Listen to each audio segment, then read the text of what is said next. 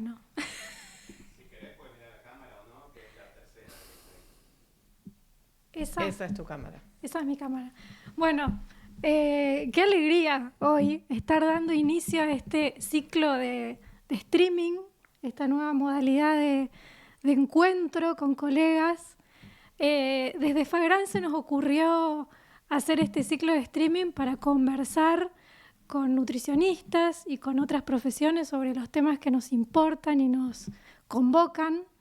Así que hoy estamos acá en una mesa hermosa, con amigos, con colegas, para conversar sobre el derecho a la alimentación. En el marco del Día Mundial de la Alimentación, que justamente tiene su lema en el derecho a los alimentos para una vida y un futuro mejor, ¿no? Queremos arrancar en este primer programa de streaming con este tema. Y para ello contamos con la presencia de nuestro querido amigo y colega Marco Filardi. Marco no es nutri, es abogado. Es abogado especialista en derechos humanos y forma parte de la Cátedra de Soberanía Alimentaria Caliza. Es uno de los discípulos, como tantas de nosotras, de Miriam Gorban. Así que Miriam fue quien nos unió en esta lucha por una alimentación sana, segura y soberana. Forma parte del Museo del Hambre, su fundador, podemos decirlo. Sí. Y es docente universitario y es un placer siempre conversar con Marco Filardi. Así que, Marcos, vamos a hablar un poco del derecho a la alimentación. Te dejo el micrófono. Bueno, antes que nada, gracias por la invitación. Realmente muy honrado y agradecido de estar en este primer streaming de Fagran. Venimos caminando juntos hace bastante tiempo.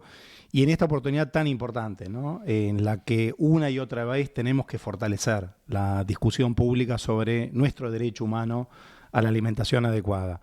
Y cuando hablamos del derecho humano a la alimentación adecuada, estamos hablando ni más ni menos que del derecho a tener acceso de manera regular, permanente y libre a una alimentación adecuada o a los medios para obtenerla que nos permita tener una vida libre de angustias, satisfactoria, saludable y digna. Y esto no es algo que inventamos nosotros desde la Caliza Nutrición, sino que está establecido ni más ni menos que en nuestra Constitución Nacional, la norma más importante que como sociedad nos hemos dado y que debiera ser obligatoria para todas las autoridades públicas de todos los poderes del Estado y en un país federal como Argentina en los 3 niveles del Estado, ¿no? Para el Estado federal, las 24 provincias y la Ciudad Autónoma de Buenos Aires y los más de 2.400 municipios de nuestro país. Y eso implica que el Estado deba garantizar los 4 componentes fundamentales, pilares de esto que llamamos derecho a la alimentación adecuada: la disponibilidad, la accesibilidad física y económica, la adecuación cuantitativa, cualitativa, cultural y la sustentabilidad. Y cuando vemos un poquito cómo andamos por casa, vemos que este derecho humano tan básico, un derecho de subsistencia, ¿no? Que necesitamos vivir, necesitamos alimentarnos para vivir, necesitamos alimentarnos adecuadamente para tener una vida saludable, se vulnera desde nuestra mirada sistemática y estructuralmente como consecuencia de un sistema agroindustrial impuesto en nuestros territorios que no prioriza justamente la realización del derecho a la alimentación, sino sobre todo ganancias para unos pocos. Bueno, también hoy contamos con la presencia de Mercedes Paiva, colega, expresidenta de Fagran, actual vicepresidenta de AIBAN, secretaria adjunta de la Confederación General de Profesionales y docente universitaria. Hola, Merce. Bueno. Hola, Ana. Bien, por ahí, para hacer un aporte a esto que estamos hablando del derecho a la alimentación, ponernos como en sintonía en lo que vino haciendo Fagran desde siempre, ¿no? Respecto del derecho a la alimentación. Se me ocurría hacer algunas líneas importantes, como que nuestra presidenta emérita honoraria y vitalicia, Miriam Gorban, participó en el 96 de la Cumbre Mundial de la Alimentación, convocada por FAO, pero haciendo también escucha de lo que pasaba en los movimientos sociales, afuera de la cumbre, y trayendo este concepto de la soberanía alimentaria para discutirlo al colectivo profesional. Y ya unos años después salió aquel primer documento de la seguridad alimentaria en la Argentina, convocado desde la Federación al colectivo de licenciados en nutrición. Claro que nosotros tenemos esta como doble forma de ver el derecho a la alimentación, por un lado, como licenciados en nutrición, por el derecho a la alimentación de nuestra población argentina y mundial, y velando por ese derecho, y en ese sentido, la Argentina ha tenido distintas iniciativas. Desde nuestra federación salió la primera idea de hacer unas guías alimentarias para la población argentina. En Argentina, como todo el mundo sabe, el Estado no tomaba esta responsabilidad que desde los organismos internacionales se estaba sugiriendo. Entonces, el colectivo profesional tomó esta responsabilidad desde FAGRAN, la delegó en un equipo técnico que fue el que hizo las primeras guías, la del 2000, en este mandato que vino del 9º Congreso, y a partir de ahí salieron estas guías. Y después también como colectivo participamos en la renovación de las guías en el 2016, que de alguna manera es un documento directriz para políticas alimentarias. Claro, me encanta esto que decís, Merce, porque pienso en el concepto del derecho a la alimentación y cómo como colectivo de nutricionistas y en conjunto con otras profesiones lo podemos aterrizar a ejemplos prácticos. Las guías alimentarias son una herramienta justamente para ir avanzando hacia un país con mejor alimentación y que cumpla esos derechos. Y también algo que hoy conversábamos con Laurita Barbieri, que está acá también presente. Laurita es expresidenta de FAGRAN, formó parte del equipo que trabajó por la incidencia de la Ley de Promoción de la Alimentación Saludable, que ya nos vamos a meter más en profundidad con ese tema. Pero hoy a la mañana, antes de arrancar esta charla, decíamos, en este contexto actual, en donde todo lo que tiene que ver con derechos adquiridos y derechos están en discusión y en tensión permanente, ¿cómo hacemos para no perder esto que es tan fuerte y que hoy, festejando el Día Mundial de la Alimentación, viene como esa directriz potente del derecho a los alimentos? ¿Te doy la palabra? Qué difícil. Sí, porque, bueno, sí, hablábamos de esto, ¿no? De cómo plantear este tema del derecho en un contexto donde hay mucha desigualdad. El derecho tiene que ver con el acceso, como decíamos, y todos los argumentos hoy se vuelcan a los temas económicos, pero no hablan de cómo esas resoluciones económicas van a generar el acceso. Y más bien uno, por la experiencia de lo que ha venido sucediendo en la historia, lo que se va generando es una concentración mayor de los sectores que más tienen. Así que bueno, es complejo, pero es un momento de seguir reflexionando sobre el tema, de, como decíamos, ver cuáles fueron las experiencias, de generar herramientas, las guías alimentarias, como política para generar, documentar y aportar a los gobiernos y a las instituciones medidas de información y para trabajar en los programas alimentarios. Fueron fundamentales. No todos los países tienen guías alimentarias, así que es un orgullo también en Argentina haber podido avanzar en eso. Y también las leyes, ¿no? Las normas, que también hoy están en discusión, que es regular, y cómo el mercado se debería manejar libremente. Así que, en principio, seguir documentando todo lo que se fue haciendo, lo que se puede hacer, lo que entendemos que puede aportar, y llevarlo a la gente, a los decisores, a los legisladores, y ver qué se puede avanzar para nada más, nada menos para esto, para garantizar el derecho a una alimentación segura. Sí, también pienso en la CENIS, la Encuesta Nacional de Nutrición y Salud. La primera ya por el 2005-2007 se publicaron y la segunda en el 2018, que también me parece que es claramente un aterrizaje de avanzar hacia un país con mayores derechos, porque nos aporta datos para tomar decisiones de políticas públicas y políticas alimentarias que den respuesta a lo que realmente nos pasa como país, como población. Marcos, a ver, ¿qué tenés para aportar en esto? Si vos como abogado nos mirás a las nutris, ¿cómo podemos nosotras, desde el ejercicio de nuestra profesión, contribuir en cuestiones prácticas en el día a día hacia mayor derecho a una alimentación, en este contexto sobre todo? Bueno, antes que nada, creo que es un desafío para la población en general y para las nutricionistas en particular, reconocer socialmente la alimentación como un derecho humano. Que esto no es una discusión zanjada, ¿no? Una y otra vez tenemos que fortalecer esta idea de que la alimentación es un derecho humano, ¿no? Y que como profesionales de la nutrición contribuyen desde su quehacer diario, desde su praxis diaria, a la realización de ese derecho humano a la alimentación adecuada. Siempre decimos, son agentes de la realización de ese derecho humano a la alimentación adecuada, y esta es una perspectiva que hay que incorporar, que hay que hacer carne, que hay que apropiar socialmente, ¿no? Porque es mucho lo que está en juego y no es casual que haya un embate cultural contra la idea de derechos, contra el paradigma de derechos, porque el reconocimiento de los derechos implica que hay un sujeto obligado, que es el Estado, que tiene que regular, que tiene que poner un coto a la ambición de los actores económicos, de los actores privados, para justamente que ese derecho sea de realización efectiva.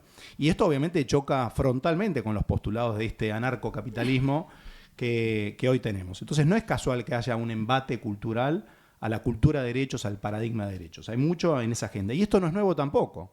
Hay estados y muy poderosos como Estados Unidos, que ha sido un objetor persistente la idea del derecho humano a la alimentación adecuada. La alimentación, según esa mirada, es simplemente una capacidad que tiene un individuo en una sociedad para comandar en el mercado la alimentación que necesita para satisfacer sus necesidades alimentarias, pero no le puede exigir a la sociedad en la que está inmerso, de la que es parte, que ese derecho sea garantizado. Porque esto implica darle un rol al Estado que no quieren darle en este liberalismo a ultranza que tenemos, ¿no? Entonces, primero esto, por eso yo creo que la FAO no casualmente en este momento introduce este lema diciendo es pivotal el derecho a la alimentación, y fíjense que se acaba de firmar el Pacto del Futuro, que es como la renovación de los Objetivos de Desarrollo Sostenible. Nuestro país ha sido uno de los pocos del mundo que no lo ha firmado porque piensa que esto es una agenda socialista, pero que ni siquiera habla de un lenguaje de derechos. Y esto no es casual, ¿no? Hace tiempo que se viene horadando la idea de los derechos en pos de otros discursos, ¿no? Objetivos de desarrollo sostenibles, ahora Pacto del Futuro. Pero la idea del derecho es que nosotros le podemos exigir al Estado que ese derecho sea de cumplimiento efectivo, ¿no? Entonces, es demandable, es justiciable, es exigible. Son las tres características. Entonces, gira la cuestión. No es que el Estado puede hacerlo si quiere, si le parece, como un objetivo de desarrollo, sino que es algo que nos empodera a nosotros para poder exigir que sea de cumplimiento efectivo. Y ahí las nutris tienen un rol fundamental, ¿no? Porque desde su consejo diario, cotidiano, en el ámbito en el que se desempeñan, justamente contribuyen a garantizar la adecuación de la alimentación de las personas que acuden a sus servicios como profesionales, ¿no? Sí, vaya si no tenemos una responsabilidad tremenda en esta Argentina, con índices de pobreza que acá me los anoté porque no me quería olvidar. La verdad que son escalofriantes. El 52,9% de nuestra población bajo la línea de pobreza, el 66,1% de los niños y niñas menores de 14 años bajo la línea de pobreza, y el dato que más preocupa, porque no llegan a cubrir ni siquiera la canasta básica, que es el 18,1% de la población bajo la línea de indigencia. ¿Qué hacemos? O sea, ¿cómo aportamos desde el ejercicio de nuestra profesión a esto? que creo que en cada uno de los ámbitos donde nos desempeñamos como nutricionistas tenemos mucho por hacer. Ujú. Sí, creo que ahí desde la federación se han ido haciendo distintos materiales en los que nos fuimos convocando por tema. Digo, esta es la coyuntura actual, pero atravesamos el 2001, atravesamos el 89 y la federación, que funciona desde el 73, remó en cada una de las crisis para acompañar a la población desde nuestro aporte. Entonces yo traje cositas para mostrar. 2 materiales que hizo Miriam Gorban sobre seguridad y soberanía alimentaria. A ver, pásamelos.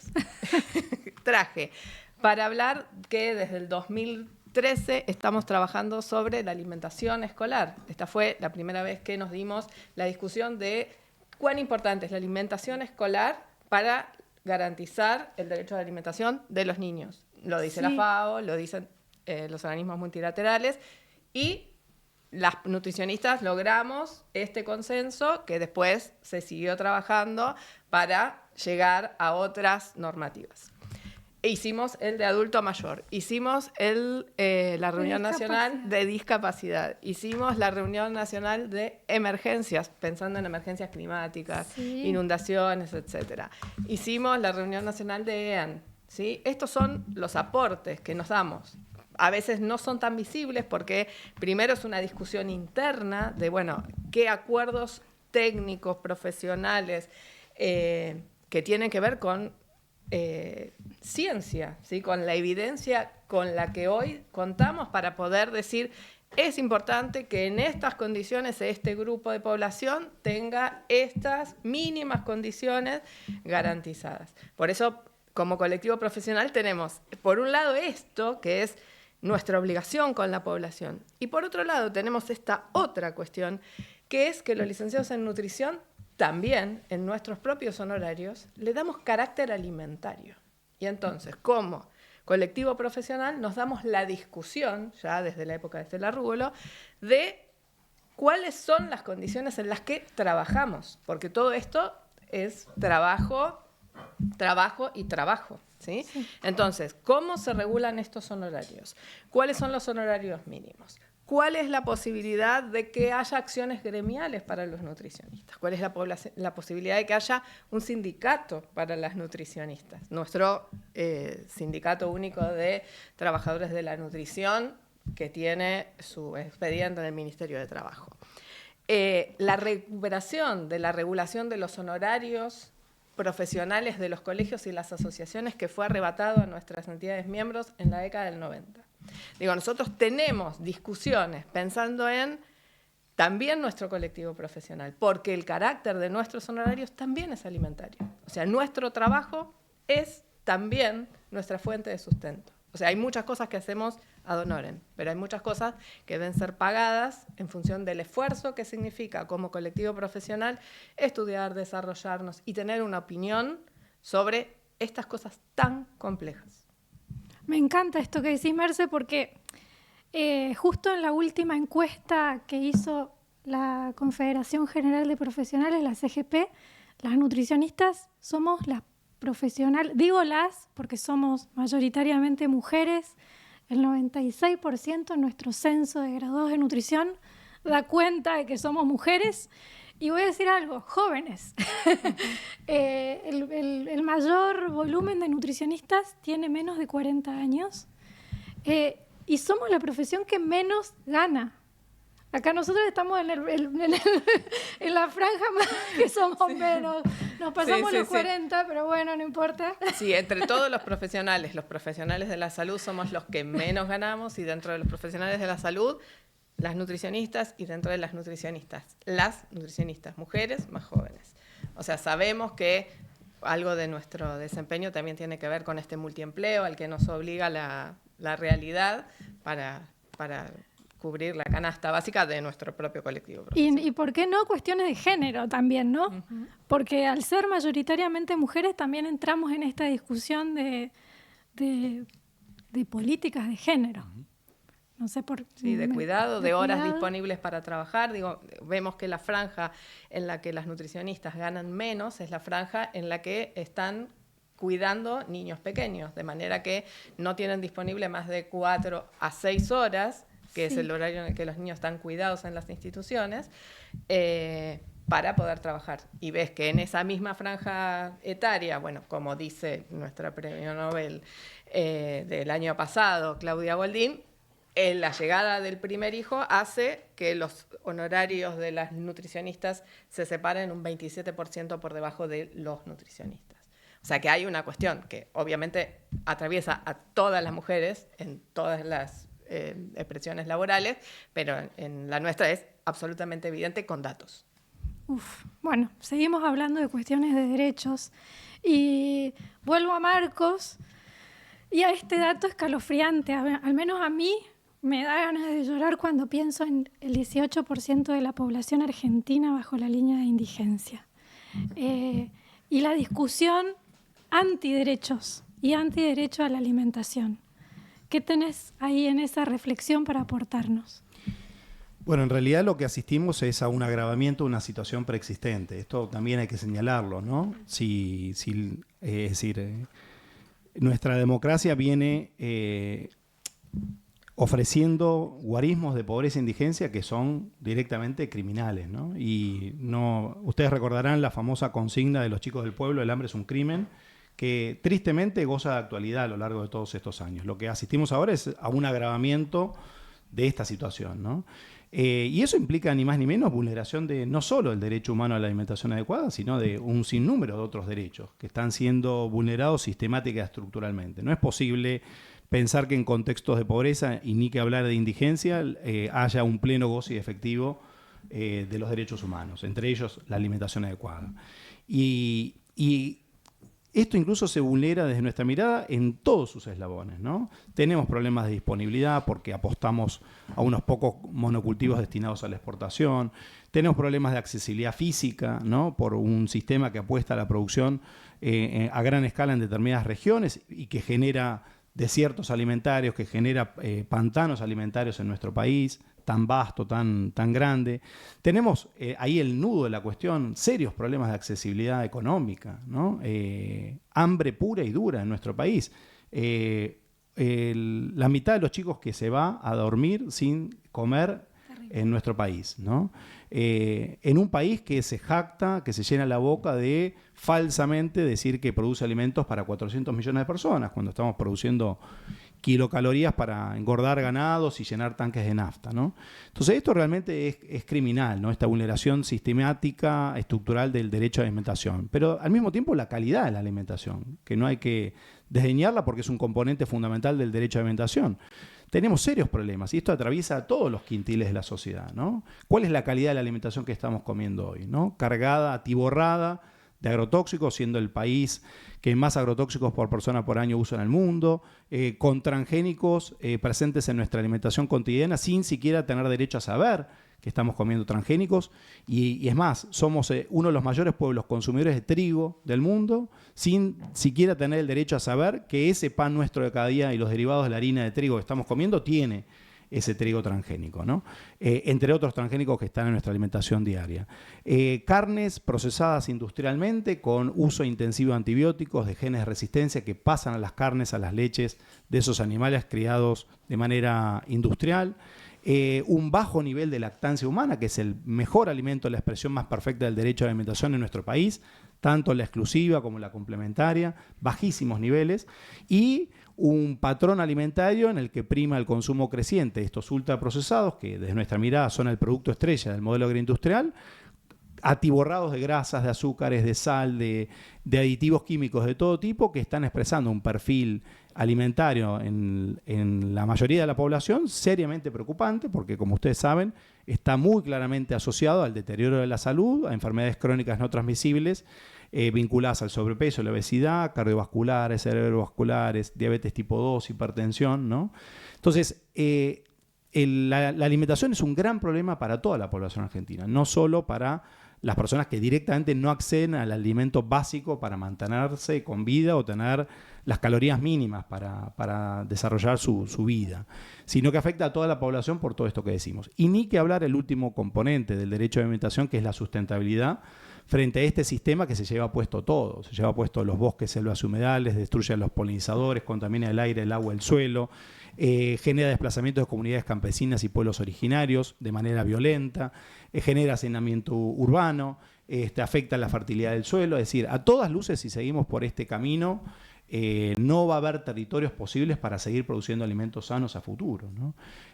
Así que es mucho lo que está en juego y por eso hoy más que nunca tenemos que levantar la bandera del derecho a la alimentación y unirnos colectivamente para exigir que sea de cumplimiento efectivo, ¿no? Hay un abismo, mencionaban antes las guías alimentarias, que no es ni más ni menos que la recomendación que el Estado hace de lo que se debería comer, pero hay un abismo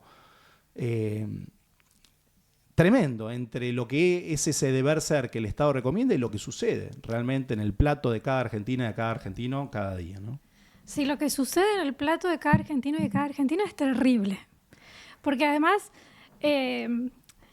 estamos siempre ante la discusión de que ante la situación de hambre o de subalimentación, de inseguridad alimentaria, un plato de comida, sea el que sea, sin pensar en el contenido de ese plato. Entonces, llenamos panzas, siempre hay un colega que dice llenar panzas en lugar de nutrir cuerpos, y esa discusión permanente, y estamos atentando, no solo, como bien lo describía Marcos, a la salud y la nutrición de las personas, sino también del planeta, ¿no? ¿Dónde vamos a seguir viviendo? Bueno, se suma a nuestra mesa otra colega querida, expresidenta de FAGRAN también, y actual coordinadora de la Cátedra Libre de Soberanía Alimentaria de la Escuela de Nutrición de la UBA, Andrea Graciano, bienvenida. Expresidenta de FAGRAN, ¿ya lo dije? Sí. Bueno, André, ¿qué tenés para aportar a este debate del derecho a la alimentación? Un gusto ser parte de la mesa, encontrarnos con compañeros acá y compañeras de la cátedra, Mercedes y Marcos, con quienes venimos caminando desde hace años acá bajo este paradigma de la soberanía alimentaria, y les escuchaba y hay cosas que dan ganas de repetir para reforzar conceptos y otras de sumar. Por ejemplo, recién cuando hablabas del hambre, ¿no? O sea, cuando hablaban del hambre, otra vez estamos hablando del derecho a no pasar hambre, cuando hace rato, digamos, el foco debiera estar puesto en el derecho a una alimentación adecuada, y pensaba cómo también en los imaginarios sigue estando esta idea de el hambre asociada a la desnutrición, al bajo peso, cuando en nuestro país, como en muchos otros países del mundo, en realidad hoy el hambre está asociada a la obesidad. ¿Sí? A la obesidad y a la pobreza, y ahí tenemos datos que también son alarmantes, que se suman a todos estos números que ya fueron compartiendo, que por ejemplo datos de la Encuesta Nacional de Nutrición y Salud dan cuenta de que en realidad en las personas más pobres hay un 26% más de obesidad que las personas de niveles socioeconómicos más altos. E incluso la probabilidad de tener exceso de peso es más alta, por ejemplo, tomando datos de la Encuesta Mundial de Salud Escolar que se hizo en adolescentes. Un estudio de FIC Argentina y UNICEF Argentina da cuenta que los datos de la EMSE, o sea, la Encuesta Mundial de Salud Escolar 2012, hay un 31% más de probabilidades de tener exceso de peso siendo un adolescente pobre que siendo un adolescente de niveles socioeconómicos más altos.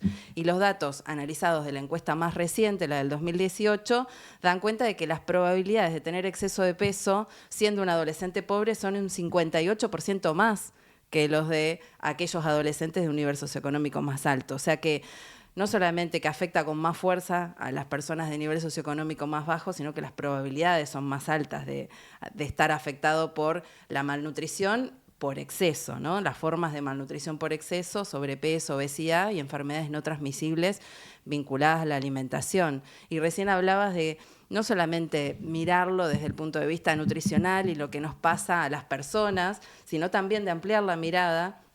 Y de hecho hay un concepto que es el concepto de sindemia global, que da cuenta de cómo en este momento hay distintas pandemias que coexisten, ¿no? Por un lado, la pandemia de la malnutrición en sus distintas formas, obesidad y desnutrición, que comparte con otra pandemia que es la del cambio climático, y cómo dentro de lo que es la crisis climática en la que estamos inmersas, en realidad el vínculo es tan fuerte que hay datos que dan cuenta que por lo menos un 30% de los gases de efecto invernadero provienen de los sistemas agroalimentarios así actuales, tal como los conocemos. Y algunos datos dan cuenta de que en realidad el porcentaje es mucho mayor. Están hablando del 50 al 60% de gases de efecto invernadero provenientes de los sistemas alimentarios. O sea, la problemática sistémica que requiere un abordaje integral, así que buenísimas estas miradas ahí, no solamente de nutricionistas que tienen cabezas amplias y que están mirando estas otras variables, sino también de otras disciplinas como abogacía, bueno, derecho. Hay un montón de otras disciplinas que contribuyen a que podamos ampliar esta mirada para poder mirar la problemática desde la complejidad que tiene. Me dan ganas de hacerte la repregunta Fantino. Para. Me encantó como volver a repetir esos datos duros. ¿Cuánto mayor riesgo de padecer malnutrición tiene la población más vulnerable?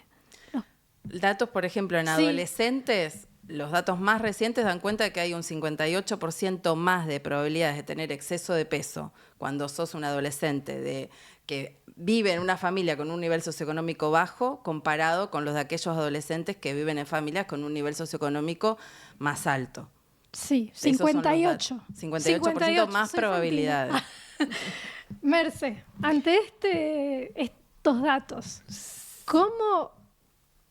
Yo creo que hay un acuerdo básico que tenemos como sociedad que nos dimos después de la crisis del 2001, que fue el nacimiento del Jefes y Jefas, y después la asignación universal por hijo, y hace no tanto la tarjeta alimentar, prestación alimentar, que es que tiene que haber una red de contención mínima, base del derecho. Después hay otros programas que pueden venir a complementar, a desafiarnos. Pero fíjate que pasaron distintas presidencias con distintas miradas y, sin embargo, esta fue una base de acuerdo de derecho que permanece. Esta base hizo que la Argentina, a diferencia de otros países, durante la pandemia del COVID, no cayera, dado que nosotros tenemos un 30 y pico % de población con un trabajo informal, igual que muchos otros países de Latinoamérica que son iguales o más informales, y aún así, con aislamiento y demás, la caída fue medida por el Programa Mundial de Alimentos, no fue tan grande en Argentina como sí fue en Perú, en Colombia, en otros países de Centroamérica. Es decir, nos falta un montón, pero hay un cierto acuerdo de que esta es un nivel mínimo de subsistencia que es necesario. Obviamente que esto nos desafía, de acá para abajo no podemos ir, de acá para arriba tenemos un montón de discusiones de políticas públicas para ver en qué sentido, desde la seguridad y soberanía alimentaria, podemos ir pensando en una mejor producción, en una mejor distribución, en un mejor acceso, en una mejor regulación, en una mejor educación alimentaria, y de ahí para arriba, porque de ahí para abajo no hay acuerdo. Sí, son políticas que trascendieron gobiernos y que se instalaron y que permitieron justamente, como decía Merce, la no caída bajo la línea de indigencia en ese momento tan duro que fue la pandemia, y que creo que ahora se quebró igualmente, porque ahora caímos igual. Hay una caída, sí. Igual fíjate que la UH fue equiparada últimamente, o sea, cada vez cae obviamente y vuelve a equipararse. Cada caída hace que la selección de alimentos vuelva a ser... la gente es absolutamente práctica en esto, cuando se puede estudiar qué hacen las personas, las familias con lo que compran. Inmediatamente que se aumenta el valor, la gente empieza a comprar más de aquellos que nosotros llamamos alimentos recomendados, los más saludables. Y en la medida que esto se va alejando de la capacidad de compra, otra vez empiezan a comprar alimentos menos saludables y más rendidores, pero bueno, están tratando de compensar esta faltante. Pero sí es muy interesante ver cada vez que vuelve a equipararse la canasta con el aporte, cómo otra vez empiezan a elegir leche, yogur, queso, carne, huevos, frutas, verduras, y cada vez que esto empieza a alejarse, otra vez van hacia los ultraprocesados. Uy, qué terrible. Bueno, me abre la discusión para empezar a pensar un poco en lo que tiene que ver con la ley de promoción de la alimentación saludable, y que tanta discusión hubo quizá en su momento en donde quienes se oponían a la ley decían que era una ley para la clase media. Y vemos cómo la necesidad de regular los ultraprocesados impacta mayoritariamente en las poblaciones más vulnerables.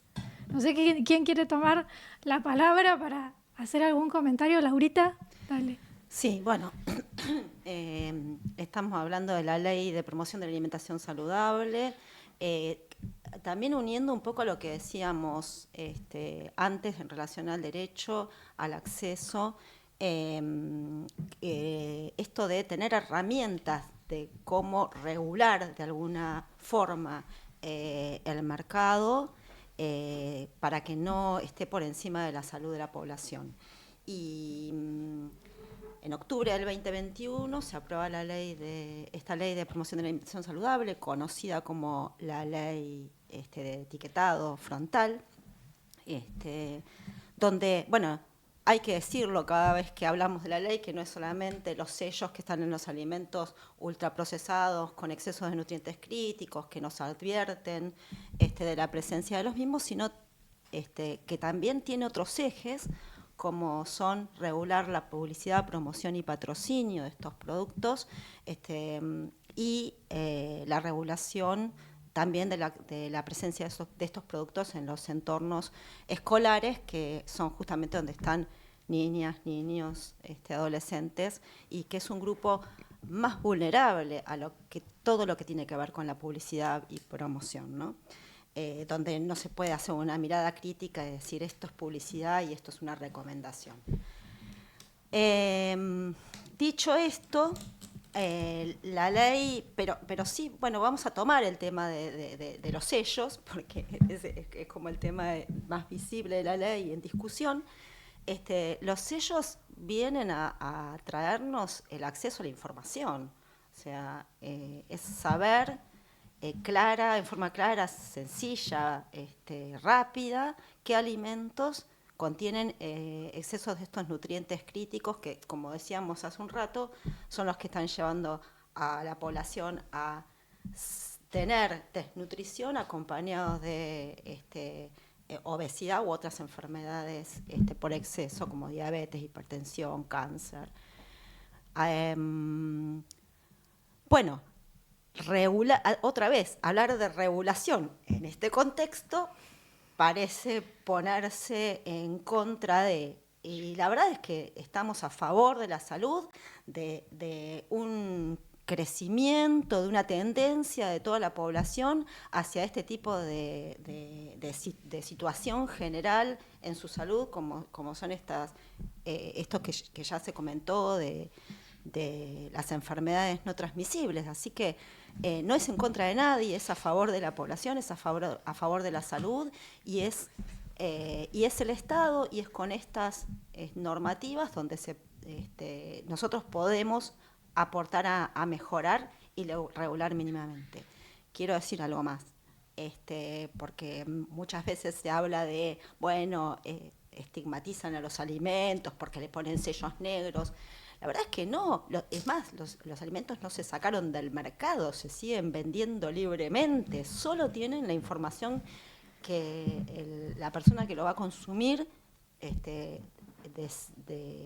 le permite tomar una decisión correcta. Sí, a ver, de nuevo otro derecho, el derecho a la información, y cómo el derecho a la información incide en el derecho a una alimentación saludable y el derecho a la salud. A ver, contanos esto del derecho a la información un poco, Marcos. Hablamos también de otro derecho constitucional en nuestro país. El artículo 42 de la Constitución nos reconoce el derecho como consumidores a tener acceso a la información veraz sobre eso que ni más ni menos nos llevamos a la boca y que nos define y nos conforma, ¿no? Somos lo que comemos literalmente, y sin embargo estamos muy lejos de tener una transparencia alimentaria. Es decir, sabemos muy poco de lo que nos llevamos a la boca, y yo creo que la ley de promoción de la alimentación saludable es un paso fundamental en la dirección correcta, en ni más ni menos garantizar ese derecho al acceso a la información sobre lo que comemos, respecto por lo menos de los nutrientes críticos contemplados en la ley, ¿no? Porque siempre decimos que en un sinnúmero de otras cuestiones ese derecho a la información aún hoy sigue vedado. Por ejemplo, decíamos antes el caso del trigo, ¿no? Siendo el mayor pueblo consumidor de trigo en el mundo, estamos potencialmente consumiendo un trigo transgénico sin saberlo. Lo mismo que la soja transgénica, que el maíz o que las papas que ya hay en nuestro mercado. Lo mismo los agrotóxicos. No hay ninguna legislación en el mundo que, como exige la relatora de Naciones Unidas para el Derecho a la Alimentación, etiquete el uso de los agrotóxicos que se usan en nuestros alimentos. Eso es una tremenda tarea pendiente que tenemos por delante. Si vos vas a usar 40, 50 agrotóxicos distintos para producir el alimento que yo me voy a comer, por lo menos tengo derecho a saber que eso es parte del ingrediente oculto de ese alimento que me llevo a la boca. Lo mismo, por ejemplo, cuando hablamos antes de la producción industrial de carnes, que están generando, sabemos, un residuo de antibióticos o de genes de resistencia a las carnes y leches. Bueno, tenemos derecho a saber si queremos ingerir esa cantidad de antibióticos o genes de resistencia, porque ni más ni menos estamos incorporando de manera silenciosa antibióticos que están asociados claramente a uno de los mayores problemas de salud pública hoy, como es el tema de la resistencia a los antimicrobianos, ¿no? Y del mismo modo, todo lo que sería el acceso a la transparencia alimentaria de las fórmulas comerciales para lactantes, ¿no? Que están llenas de un sinnúmero de ingredientes con cadenas muy complejas, cada una de ellas, y sin embargo esa información está de manera oculta, ¿no? Entonces, hablamos de un derecho constitucional al acceso a la información que se cruza con el ejercicio del derecho a la alimentación adecuada y con el derecho a la salud, ni más ni menos, porque esto contribuye a que realicemos nuestro derecho a la salud. Y reitero, la ley es una conquista colectiva en ese sentido de ofrecernos un mayor horizonte de transparencia alimentaria respecto de esos nutrientes críticos, absolutamente críticos, ¿no? Por esos datos que compartía Andrea antes, de esta real pandemia global de sobrepeso y obesidad, enfermedades crónicas que no tenemos, asociada muy claramente a la ingesta creciente de estos productos con excesos de azúcares, de grasas, de sodio y de calorías, ¿no? Yo quería sumar que vos hablabas de la vulnerabilidad y de cómo políticas públicas como la Ley de Promoción de la Alimentación Saludable protegen especialmente a la población vulnerable. Tenemos un montón de datos de encuestas poblacionales, como por ejemplo los datos provenientes de la Encuesta Nacional de Nutrición y Salud, que dan cuenta que niños, niñas, adolescentes, que es un grupo muy vulnerable, tienen un patrón alimentario mucho peor que el de los adultos. Los datos de la encuesta muestran que consumen un 40% más de bebidas azucaradas, el doble de productos de copetín y de pastelería y el triple de golosinas que las personas adultas.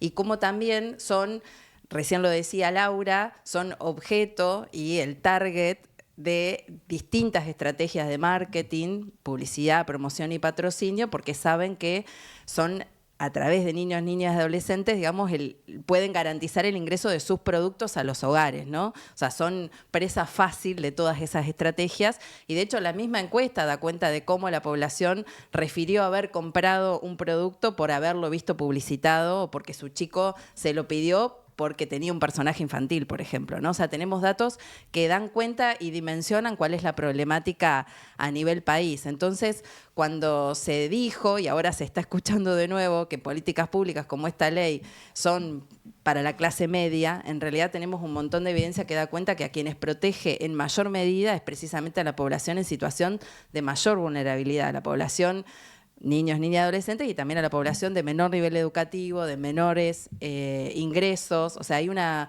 protección doble para esos grupos que son los que tienen los peores indicadores. Sí, bueno, temas que el Estado tiene que regular. Merce, una conclusión un poco de esta primera parte.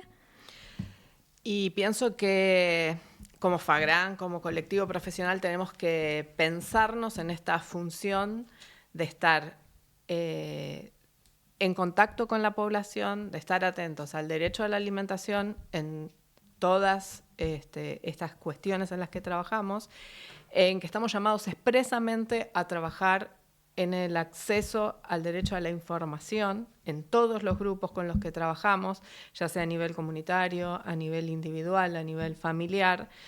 Creo que ahí tenemos un desafío pendiente en ver de qué manera llegar más claramente a la población, no solo para garantizar el derecho a la alimentación, sino para garantizar el derecho a la información que permita reclamar por el derecho a la alimentación. Bueno, gracias Mercedes por compartir con nosotras. Sé que te tenés que ir, pero nosotras seguimos profundizando el tema de la ley. Bueno. Y seguimos en esta conversación. Así que la despedimos a Merce, pero seguimos con la mesa con Marcos, Andrea y Laurita. Hasta luego. Vengan, chicas. Vamos a seguir hablando un poco de la ley y de la información que tenemos que tener las nutricionistas también en relación a la ley. Saben que hicimos desde Fagran una pequeña encuesta sobre cómo está viendo el colectivo de nutricionistas la ley de promoción de la alimentación saludable. Estamos en proceso de análisis de datos y la realidad es que la hicimos a esta encuesta pensando en qué espacios acompañar mayoritariamente a las nutris sobre los temas que faltan profundizar en relación a la ley y pensando en que nosotras, desde el ejercicio de nuestra profesión, la ley nos atraviesa en el ámbito que sea donde nos desempeñemos, no solamente en las políticas públicas. La ley viene a irrumpir en el consultorio, en el manejo de la alimentación hospitalaria, en el manejo de los comedores escolares, de la alimentación comunitaria. Si soy una nutri que trabaja para una patología puntual, no sé, pienso renal, SIBO, ahí la ley de nuevo viene a interrumpir porque los sellos están y aparecen. Entonces, preguntamos sobre el conocimiento de la ley y sobre la aceptación. La realidad es que nos encontramos con datos alentadores, como por ejemplo que casi el 80% o más del 75% de las nutricionistas conoce la ley y está de acuerdo con la ley, y que en la práctica del ejercicio de la profesión, más del 60% de las nutricionistas se replantearon recomendaciones a partir de la aparición de los sellos. Entonces, hay vemos que hay cierta tendencia positiva y que la ley está impactando positivamente. Ahora, cuando empezamos capítulo por capítulo de la ley, porque sabemos que la ley no es solo el etiquetado frontal, sino que es regulación de la publicidad, promoción y patrocinio, entornos escolares y compras públicas, cada vez hay menos conocimiento de esos capítulos. A ver, ¿quién quiere arrancar un poco para una devolución al colectivo sobre estos temas? Sí, yo lo que quería recuperar es un poco lo que detalladamente recién mencionaba Laura, que es que tenemos una ley integral.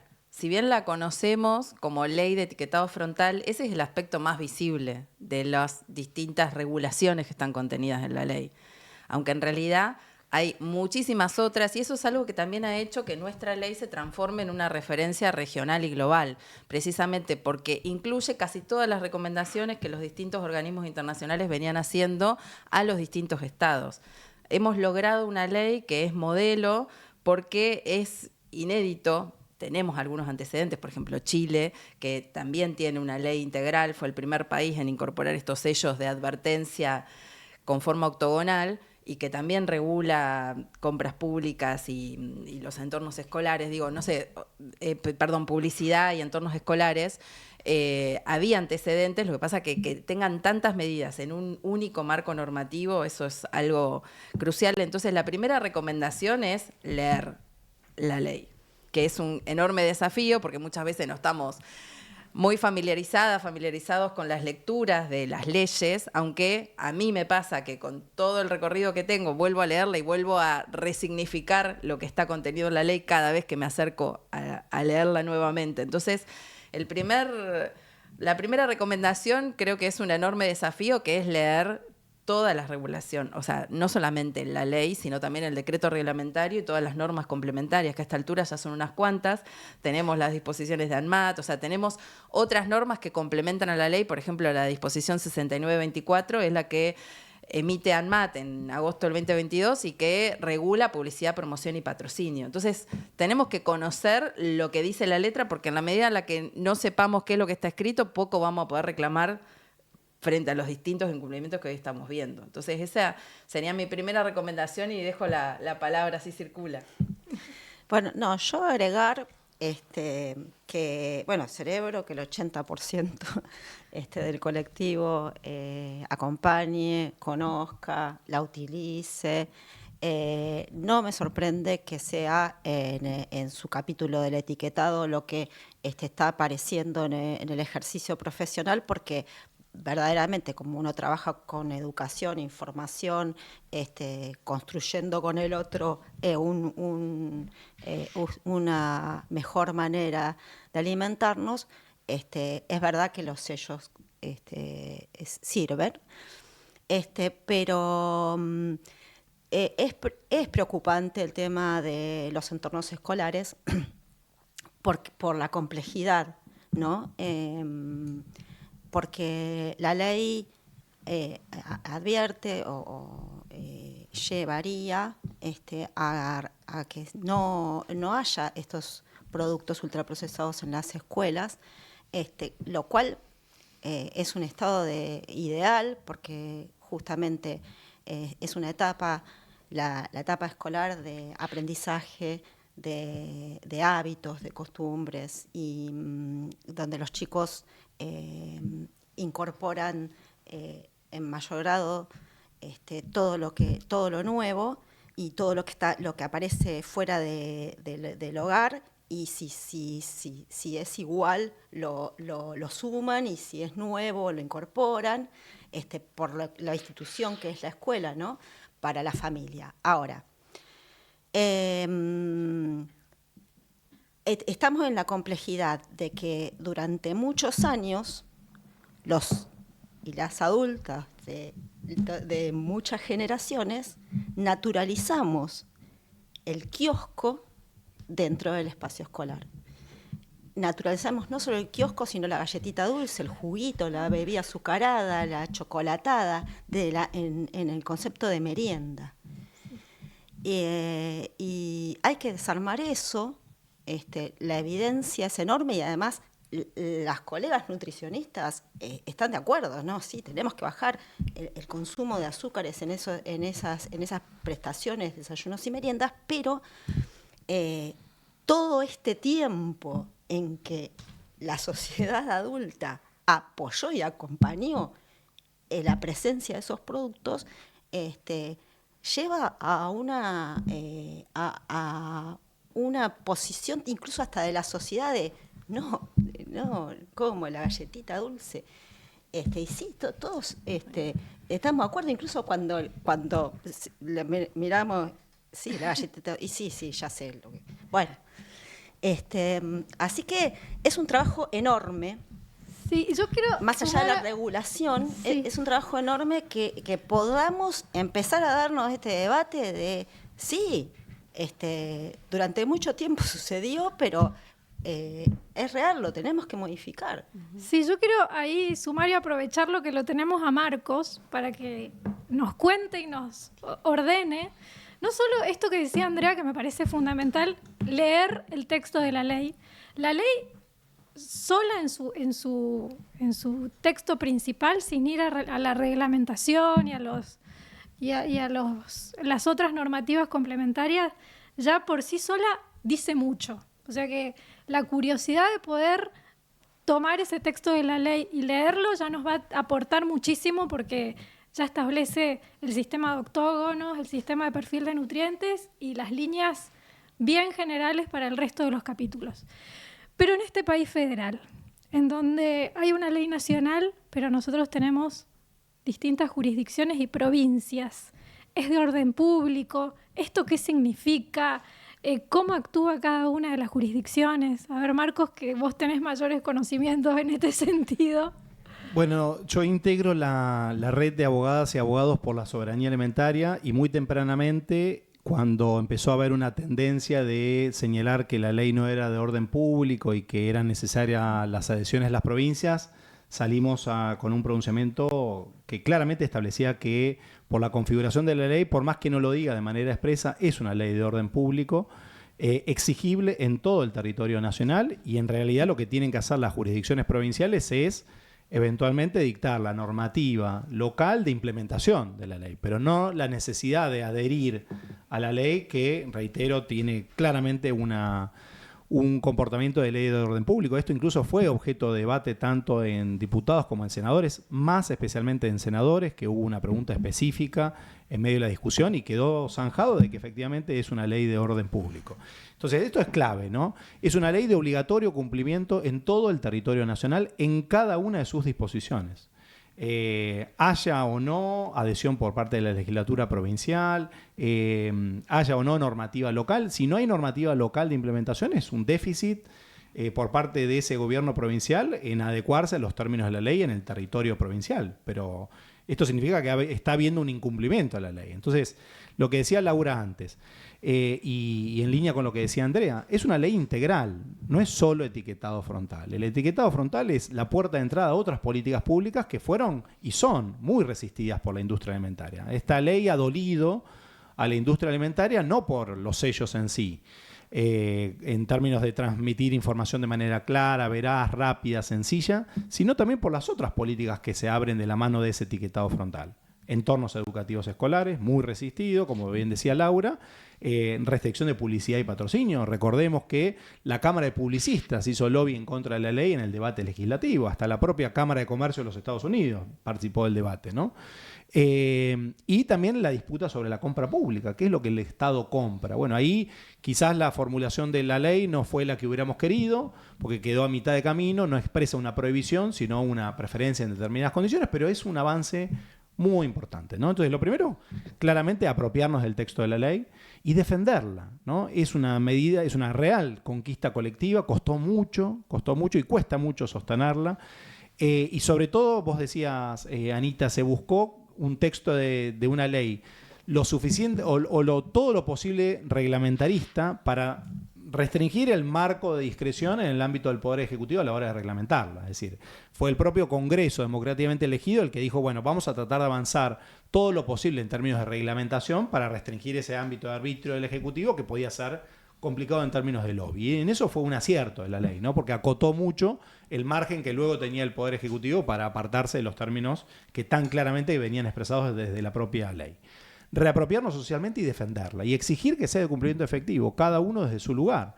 Si vemos que estos productos están en la escuela, no tienen que estar en la escuela. Punto. Sencillo, no tienen que estar ahí. Porque como decía Laura, lo que busca la ley es que nuestros entornos educativos sean saludables y conspira contra un entorno educativo saludable que haya productos con excesos de esos nutrientes críticos alcanzados por los sellos. Claramente, ¿no? También está el desafío de la educación alimentaria nutricional, que es otro de los componentes de la ley que todavía no entra a rodar muy fuertemente, ¿no? Entonces hay una demanda colectiva para todo el colectivo de, bueno, esta es la bandera que tenemos por la que tenemos que trabajar fuerte para que haya una adecuada educación alimentaria y nutricional en todo el territorio nacional. Y estar muy atentos fiscalizando. No alcanza solamente con regular, sino que luego viene la tarea de fiscalización. Si tenemos un Estado que no va a ser muy proactivo en la fiscalización, como parece que es el Estado actual, en términos donde toda regulación es mala palabra, entonces ahí eso nos interpela como sociedad civil para estar muy activos en esa fiscalización. Si no nos movemos nosotros, nadie va a mover ese aparato de fiscalización. Entonces tenemos que estar ahí atentos, monitoreando, fiscalizando y exigiéndole al Estado que ni más ni menos cumpla con esa ley que es de obligatorio cumplimiento en todo el territorio nacional. Bien. Yo quería recuperar algunas cosas que se fueron diciendo, porque vos nombrabas los resultados de esta encuesta que hizo Fagrán, que me parece muy pertinente el momento para hacerla, y decías de cómo, como colectivo profesional, hemos modificado nuestras recomendaciones a partir de la ley, y es que hay muchísima evidencia que daba cuenta de que dónde es más efectivo el etiquetado frontal, precisamente en aquellos productos falsamente percibidos como saludables.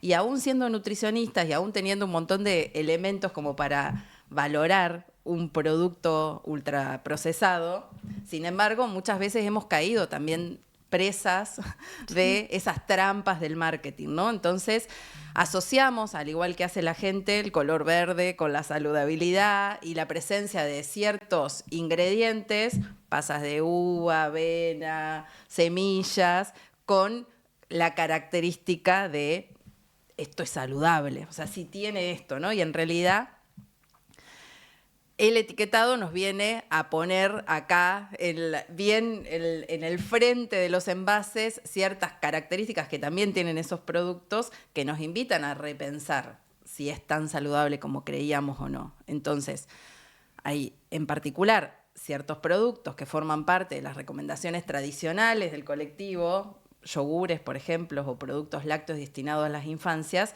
que ahora con la presencia de no solo uno, sino de varios sellos, nos invita a repensar, ¿no?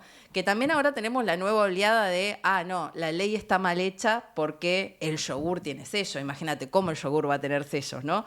Y en realidad es la invitación a volver al origen, ¿no? O sea, ¿cómo se hace un yogur? Por tomar este ejemplo, ¿no? Lo podríamos hacer con un montón de otros productos. El yogur en realidad es una leche más fermentos lácticos.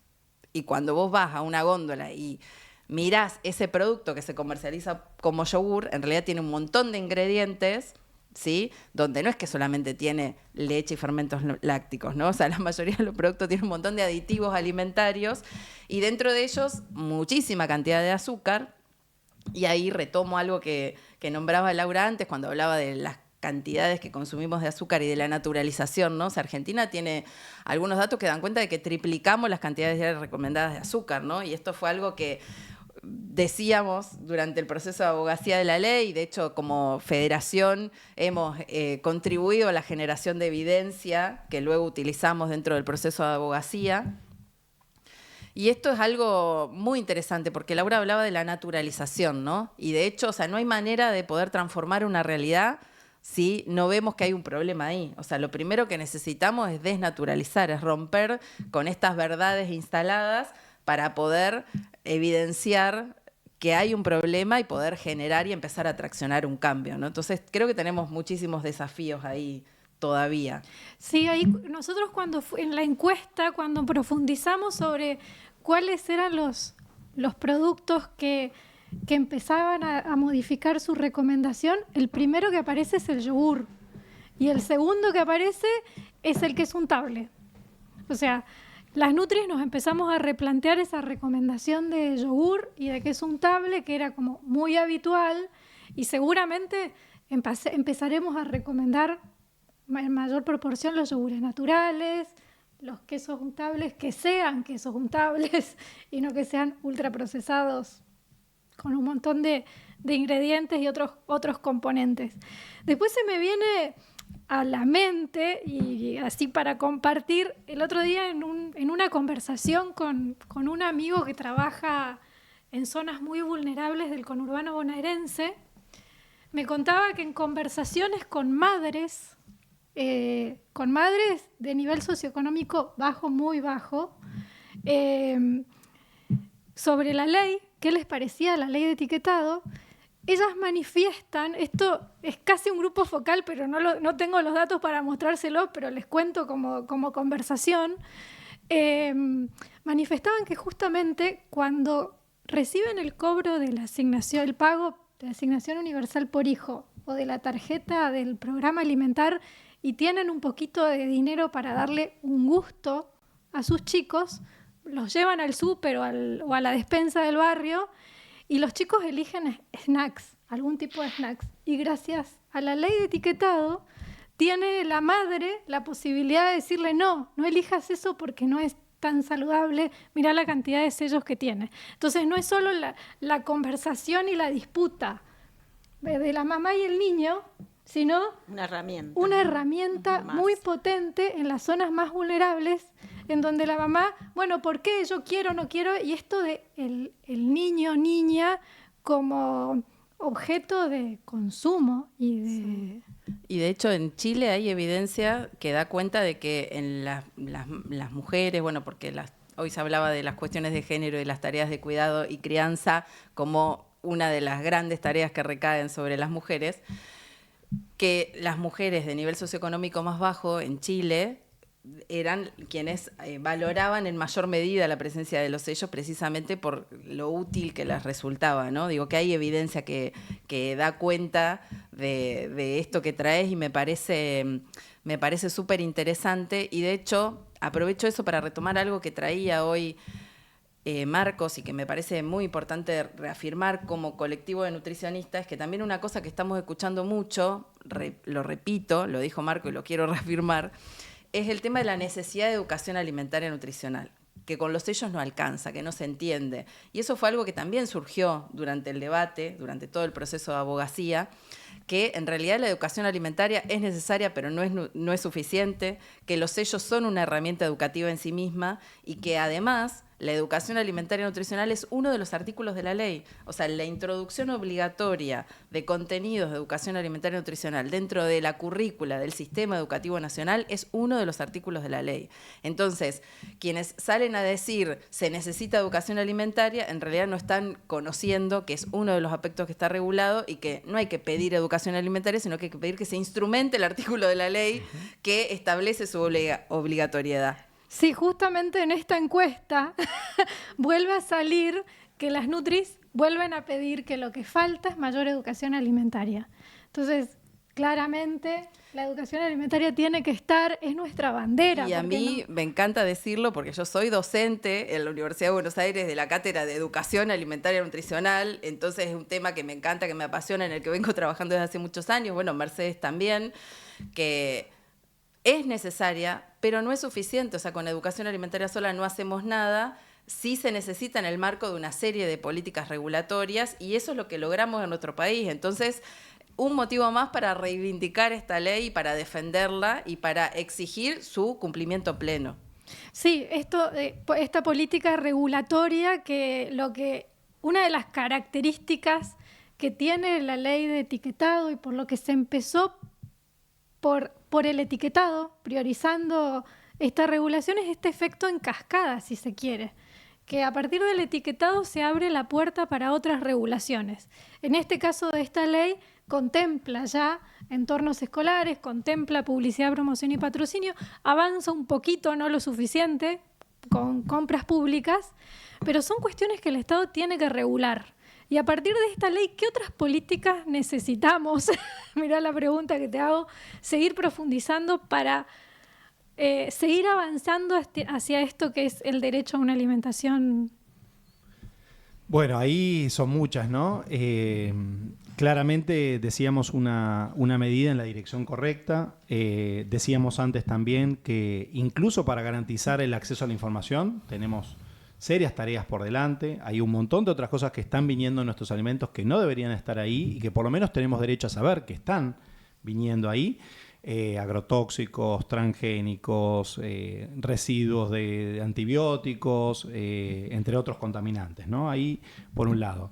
Y por otro lado, hay toda una tarea enorme por delante para garantizar cada uno de esos componentes del derecho a la alimentación. Es decir, ¿qué sistema alimentario tenemos en Argentina? Que dedica el 85% de la superficie cultivada a producir unos pocos monocultivos, no plantados ahí para satisfacer nuestras necesidades alimentarias, sino para atender las necesidades de otros mercados, ¿no? Que mira a la exportación. Bueno, esto choca frontalmente con el derecho a la alimentación. Por el contrario, deberíamos tener un sistema alimentario que esté pensado en clave de qué tenemos que producir para garantizar el pleno goce y ejercicio del derecho a la alimentación de los 47 millones de habitantes que somos, ¿no?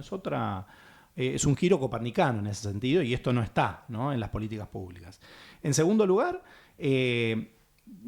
todo el tema que decíamos antes de la accesibilidad física, ¿no?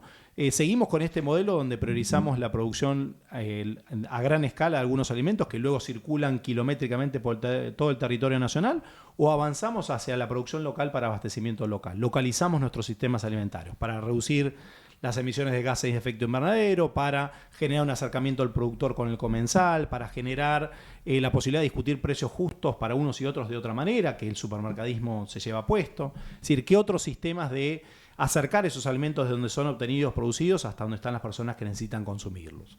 Lo mismo en la accesibilidad económica, ya hablamos bastante de esto, ¿no? Pero en la medida en que sigamos teniendo estos niveles de pobreza y obediencia, es pobreza y obediencia, pobreza e indigencia, obediencia parece.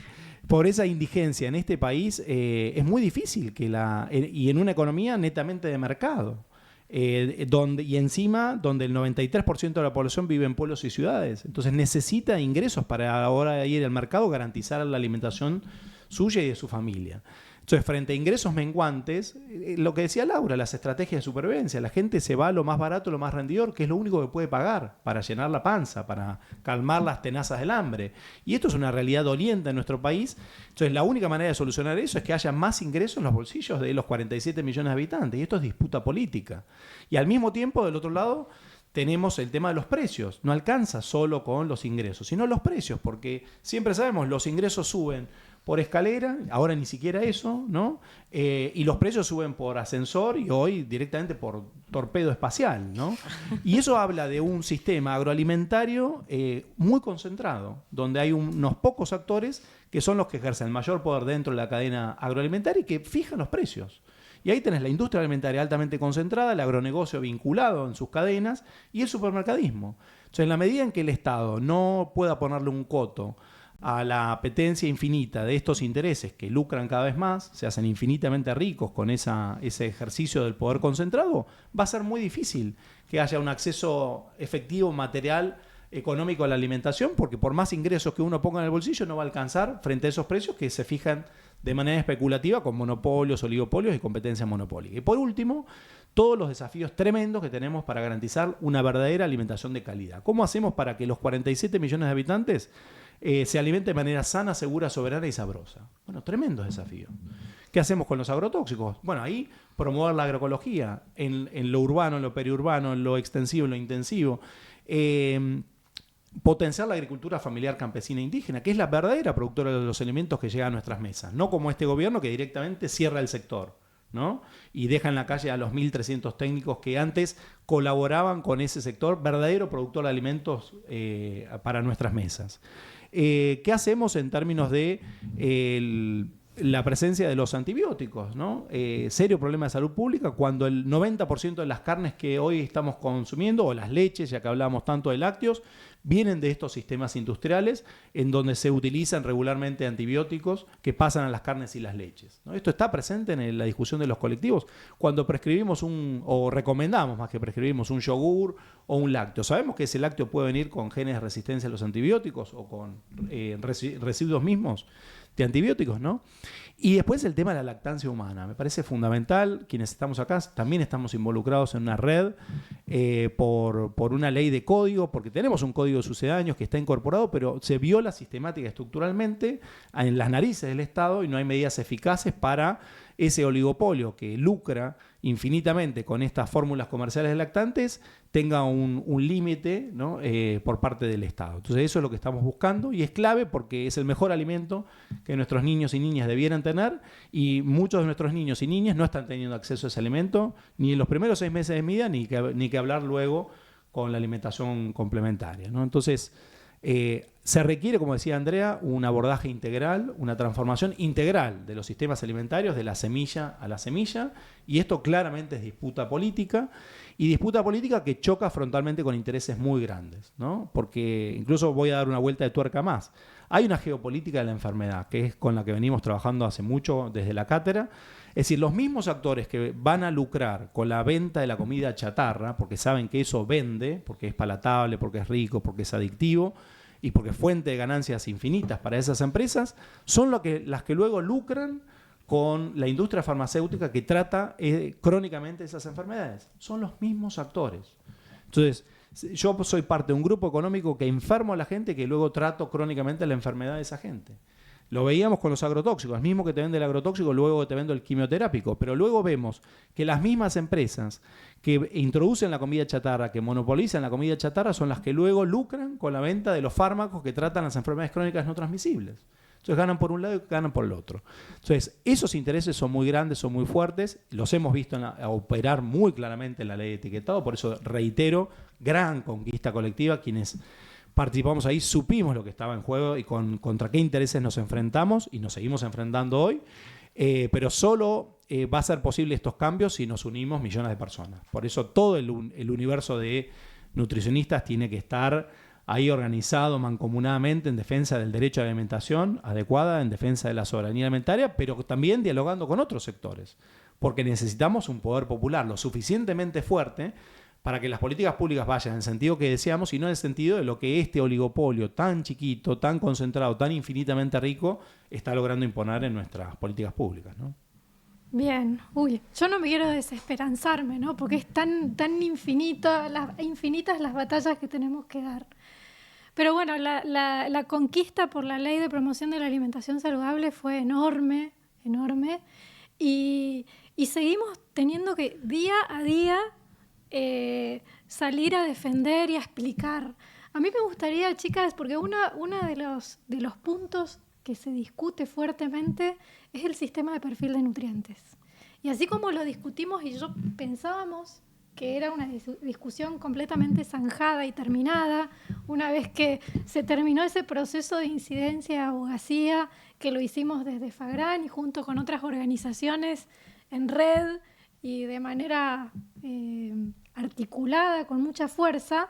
Sin embargo, hoy empieza a penetrar de nuevo este discurso quizá impuesto por la industria o por aquellos actores que se opusieron a la ley en su momento, y creo que uno de los ejes principales tiene que ver con el inicio.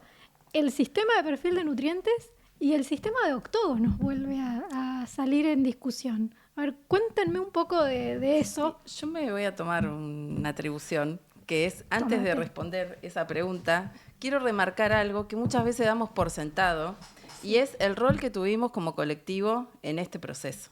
Porque quienes venimos mirando y observando lo que viene sucediendo en otros países de la región, hemos visto que quienes han liderado los procesos han sido otros actores.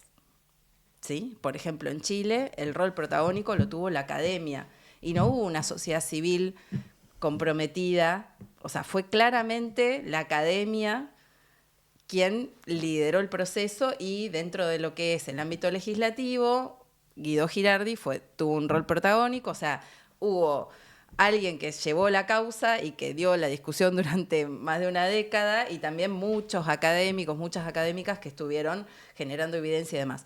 Y en otros países no hubo una participación tan importante como lo que sucedió en Argentina del colectivo de nutricionistas. O sea, que una federación que nuclea a todas las nutricionistas, a todo el colectivo de nutricionistas del país, se haya declarado sin conflicto de interés y haya tenido el rol protagónico que tuvo, que en el espacio, en el Congreso, haya habido tantos legisladores reconociendo con nombre y apellido a nutricionistas que habían estado participando, eso es algo que hay que destacarlo. Sí, un aplauso para todas las nutricionistas. Porque realmente, o sea, que el trabajo que se hizo en cada una de las provincias, o sea, que después legisladores digan, la verdad es que yo entendí de qué se estaba hablando, entendí el problema, entendí que esta era la solución, gracias a que, y no quiero nombrar a nadie porque voy a ser injusta con el resto, hubieron muchísimas colegas que fueron reconocidas con nombre y apellido, y muchísimas entidades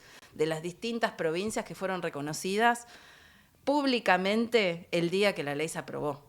Entonces eso me parece que es algo que hay que destacarlo. O sea, que haya una entidad como FAGRAN sin conflicto de interés y que haya colegas como las que tenemos a lo largo y ancho de todo el país, que hayan tenido este rol tan protagónico, es algo que por ahí lo damos por sentado y amerita ser destacado, porque la verdad es que eso no pasó. Lo que hemos visto en otros países es que quienes tuvieron un rol protagónico fueron otras disciplinas, otras organizaciones, y de hecho otros colectivos y otras entidades que nuclean profesionales nutricionistas se han caracterizado por tener conflictos de interés marcados y por patear en contra de todos los avances legislativos. Eso fue lo que pasó en otros países. Entonces, me quería tomar la atribución de hacer este paréntesis porque me parece que es algo que muchas veces lo damos por sentado y no lo reconocemos, e incluso nos tiramos abajo como país, cuando en realidad lo que hicimos en Argentina, o sea, la ley se aprobó en octubre, en noviembre se promulgó, son fechas que Laura ya nombró, pero que quiero destacar porque en marzo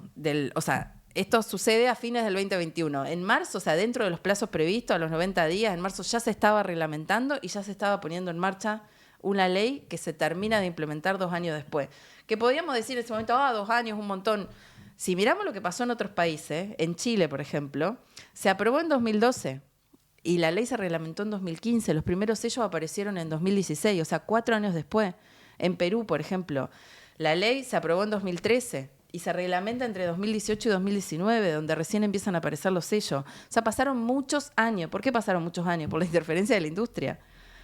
Entonces, son grandes poderes concentrados, como decía Marcos recién, que han interferido todo lo que han podido en todas y cada una de las etapas. Y uno de los objetivos que se proponen, y ahora sí vuelvo a la pregunta que hiciste, es precisamente como se ha ido avanzando y cada vez hay más evidencia que da cuenta que el mejor sistema gráfico para poder identificar las características de los productos que están más fuertemente vinculadas a las enfermedades no transmisibles, que son la principal causa de enfermedad y muerte, es el sistema gráfico de advertencias de octógonos negros. Entonces hay muchísima evidencia que ha comparado con otros sistemas gráficos y que ha mostrado no solamente evidencia generada en laboratorio, podríamos decir, sino que ya a esta altura tenemos un montón de evidencia de países que han generado y han medido el impacto de la implementación de estos marcos regulatorios. Y de hecho, algo muy interesante es que, por ejemplo, en México, el sistema GDA o Guías Diarias de Alimentación fue obligatorio durante varios años y eso le permitió estudiar qué pasaba con ese sistema gráfico que era obligatorio en ese país. Y no solamente eso, sino que México logró transformar, y hoy México tiene como sistema gráfico obligatorio el sistema de octágonos, y fue el primer país además en incluir las leyendas precautorias de cafeína y edulcorante, que luego fueron la inspiración para que Argentina las tome. Entonces México tiene un montón de evidencia que da cuenta de cómo era antes con otro sistema gráfico, que tiene hasta estudios que dan cuenta que ni las nutricionistas lo entendían, o sea, tiene un estudio específico hecho en estudiantes de nutrición. Y luego, ¿qué pasa con la implementación de otro sistema gráfico obligatorio, que es el sistema de advertencia? Y lo mismo con el sistema de perfil de nutrientes. Ahora, si querés, te doy la palabra, que ya la monopolicé mucho, y si querés abordamos eso. Bueno, perfil de nutrientes. Qué difícil, Laura. No, sí, es complicado y eso también yo creo que es una estrategia de la industria meterse con eso porque es complejo. ¿Quién puede decir cuál es el consumo máximo que puede hacer una persona de azúcares libres, de azúcar? ¿Quién lo dice? ¿Quién lo puede decir? La Organización Mundial de la Salud. Bueno, que no lo dice porque sí, sino que con todas las experiencias de las investigaciones y los análisis de expertos, hacen sus recomendaciones de cuánto una persona debe o es lo mejor que consuma de hidratos de carbono, de proteínas, de grasa, de vitamina, de sodio, de lo que sea. Bueno, en base a las recomendaciones de la Organización Mundial de la Salud, voy a tomar el caso del azúcar para no hacerlo. Por ahí me meto en algo muy técnico que termina siendo aburrido. Ustedes me dicen para acá. Para acá. La Organización Mundial de la Salud recomienda no superar el 10% de las calorías que consumimos en azúcares libres, o sea, azúcar agregada, ¿sí? Bueno, el sello de exceso de azúcar, lo que nos está diciendo es que ese producto tiene más de un 10% de azúcares agregadas en el producto. Es tan sencillo como eso. ¿Qué otro límite deberíamos tomar? Me pregunto, ¿gramos? Como dice la industria. La porción, el tamaño de la porción. O sea, si yo tengo una bebida azucarada cola conocida que tiene exceso de azúcar en su botella tamaño litro, hacemos una más chiquitita y ya no lo va a tener. Claro. Ese sería Claro. si Por lo eso tomo por porción. El sistema de perfil de nutrientes que calcula por proporcional de kilocalorías evita ese error. Y eso yo quiero sumar lo siguiente, Sí. solo un comentario que me parece re interesante, que aporta y suma a lo que estás diciendo, es que Argentina no fue el primer país en aprobar esta ley, aunque pudimos aprender de todos los otros países que lo hicieron antes. Entonces, ¿qué pasó? Por ejemplo, vos dabas el ejemplo de la botella del tamaño. En Perú se estableció que los sellos debían estar a partir de un determinado tamaño de envase. Entonces, ¿qué hizo la industria? Redujo los envases para sacarse los sellos de encima. Sí. Tremendo problema, además, ambiental, que hagamos muchos más paquetes. Tremendo. Entonces, aprendimos de los otros países. Chile, como lo decía antes, fue el primer país en implementar un etiquetado frontal de advertencias obligatorio. Y tuvo que generar su propio sistema de perfil de nutriente, que traducido para cualquier persona es decir, cuáles son los puntos de corte a partir de los cuales a un producto le corresponde poner un sello, ¿no? O sea, es qué producto tiene que decir que tiene un exceso, cuándo un producto tiene exceso. Bueno, ese es el sistema de perfil de nutriente, el que define los límites.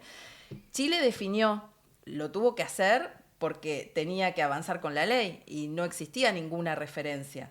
Entonces lo hizo cada 100 gramos y cada 100 mililitros de producto. Y fue precisamente lo que empezó a pasar a partir de usar ese sistema que toma como base 100 gramos y 100 mililitros, es que después la Organización Panamericana de la Salud dice, para que no le vuelva a pasar a otros países que tengan que desarrollar sus puntos de corte, vamos a hacer un sistema que permita definir cuándo un producto toma las recomendaciones de la Organización Mundial de la Salud, que es lo que acaba de mencionar Laura, y crea este documento, que es el modelo de perfil de nutrientes de la OPS. Que hay otros modelos, el de la OPS, está hecho basado en las recomendaciones de la Organización Mundial de la Salud y aprendiendo también de la experiencia chilena. Porque, ¿qué pasó en Chile? Lo que pasó es que, por ejemplo, en ese país no había ningún condicionamiento con el tema de edulcorantes, entonces muchos productos reemplazaron azúcares por edulcorantes para sacarse los sellos y lograron de esa manera, por ejemplo, seguir comercializándose en las escuelas. Entonces, por eso es que también la OPS, la Organización Panamericana de la Salud, introduce dentro de este modelo la advertencia y la recomendación de que se advierta sobre la presencia de edulcorantes, porque se sabe que no son tan inocuos como creíamos y de hecho hay una recomendación reciente en ese sentido, ¿no? Entonces, digo que son todos avances. Y vos estabas contando lo del azúcar, no sé si terminaste o querías... Una cosita más, no, pero eso se repite y por ahí ahora le hablo a las colegas nutricionistas. Digo, cuando uno hace una recomendación o cuando uno va a hacer un plan alimentario o una fórmula sintética desarrollada de cuánto vamos a dar de hidrato de carbono, proteínas, grasas en un plan, y decimos 30% de grasas, son las recomendaciones que manejamos de la Organización Mundial de la Salud, y es lo que te está diciendo el sello. Este producto tiene sello porque supera el 30% de grasas. Si no, ¿cuál va a ser el punto de corte? Eso es lo que me pregunto. ¿Cuál va a ser el que dice la industria? ¿Cuál?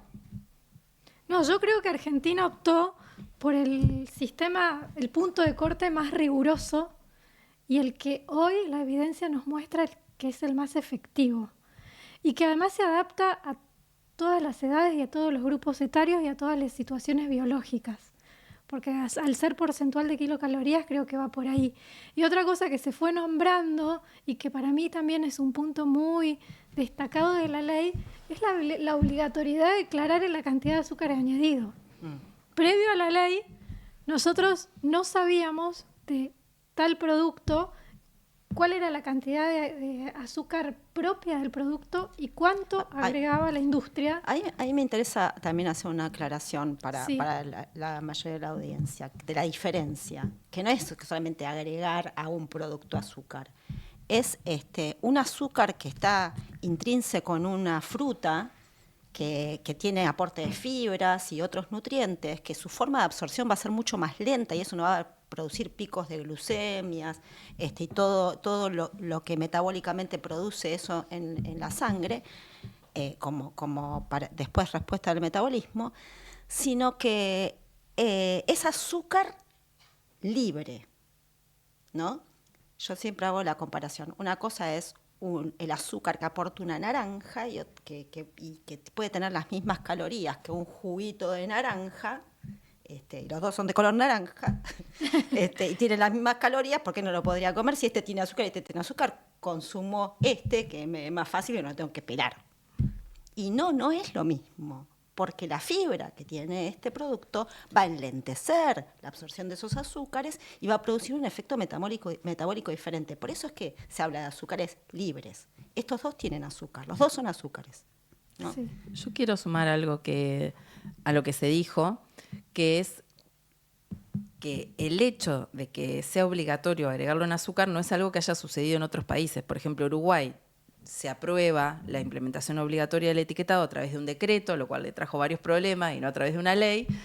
y no es obligatorio. Entonces tienen muchísimos problemas con el tema del sello de exceso en azúcares, porque no es obligatorio la declaración de azúcares libres, y ahí me parece que está bueno que Marco nos ilustre con el tema de Mercosur, porque una cosa que se dijo bastante es que Argentina tenía que hacerlo de la mano del Mercosur, que no podía avanzar porque tenía que armonizar con Mercosur, y es un poco lo mismo que se ha escuchado en otros países del Mercosur, Uruguay incluido, y por ahí está bueno como reforzarlo ahora que se vuelve a escuchar eso. Bueno, ahí claramente, si nosotros anclamos la discusión en el derecho humano a la alimentación adecuada, en el derecho al acceso a la información, que como dijimos están reconocidos en la Constitución Nacional prima por cualquier tratado incluso que Argentina pueda haber celebrado, inclusive los acuerdos que pueda haber a nivel de Mercosur. Entonces ahí cada Estado tiene la potestad, ni más ni menos que para garantizar derechos humanos, de establecer su propia política pública, que después negociará en el ámbito del Mercosur en términos de armonización eventualmente, pero que nada impide que el Estado lo haga. Y esto lo dijimos hace mucho tiempo, me acuerdo, mira, y hacemos un homenaje también a Belén Ríos, ¿no? Que hablamos justamente de esto, una compañera que, como ustedes saben, pasó a la inmortalidad y que tuvo un activismo muy fuerte en la ley.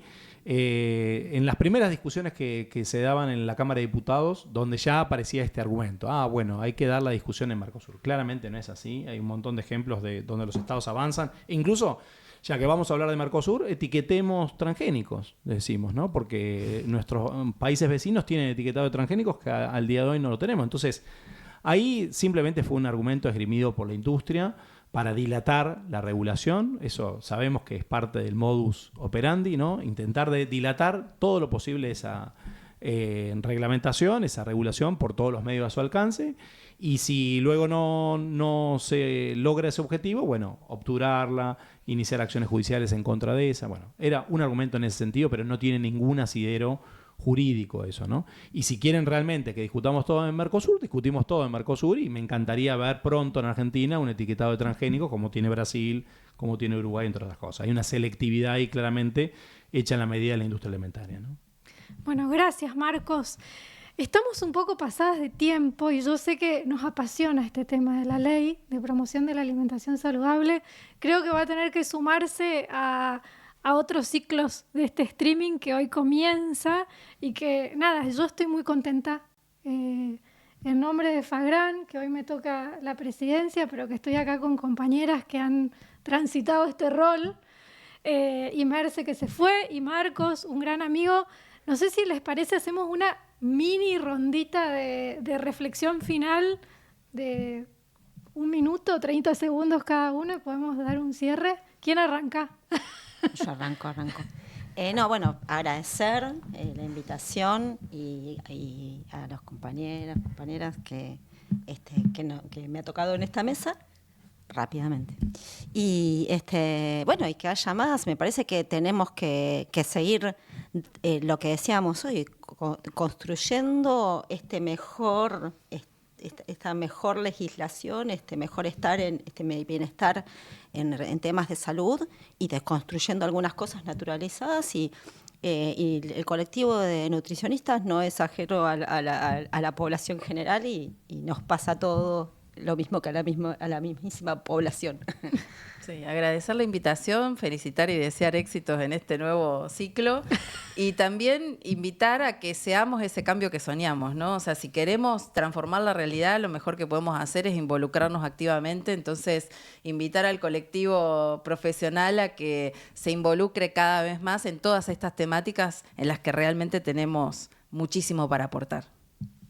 No, y en el mismo sentido, bueno, agradecer la invitación, un honor realmente estar acá, hermoso el intercambio, y realmente es mucho lo que está en juego, ¿no? Somos literalmente lo que comemos, somos naturaleza también, ¿no? Somos el agua que bebemos, los alimentos que comemos, que a través de los cuales la naturaleza se transforma en quienes somos.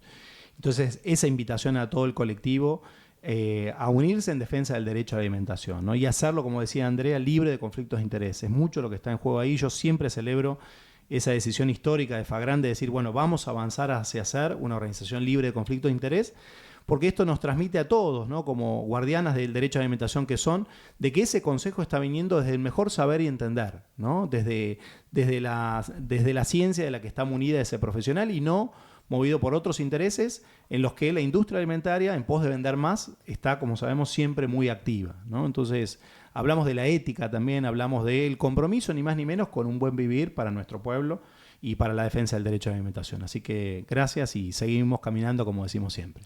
Bueno, y acá somos Fagran, el canal de streaming. Invitamos también a todas las colegas y los colegas a acompañarnos y a sumarse a nuestras redes sociales y a mandarnos sus inquietudes y los temas que les gustaría que podamos desarrollar en este espacio, que bueno, que lo empezamos a construir y que van a haber muchos diálogos nuevos. Y nada, muchas gracias. Gracias.